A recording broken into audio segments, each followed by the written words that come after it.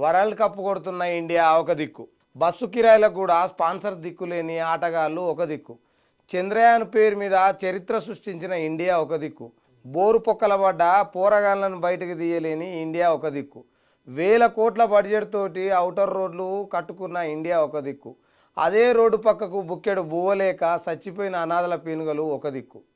Develop అవుతున్న India గురించి ఒక వార్త వినబడితే డ్యామేజ్ అవుతున్న ఇండియా గురించి ఇంకో వార్త కానొస్తున్నది. అయితే ప్రతి దానికి ప్రభుత్వమే ప్రశ్నించలేం కదా. కొన్ని జాగాలల్లో పౌరులు కూడా కొన్నింటిని పాటించాలి.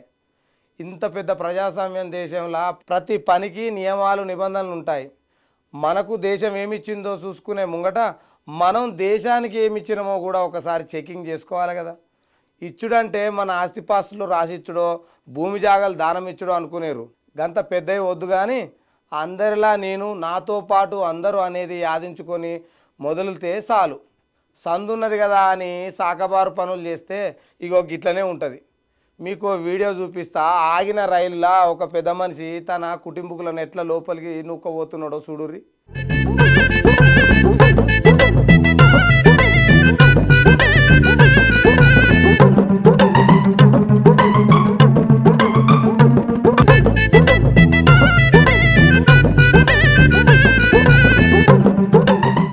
మేరా భారత్ మహాన్.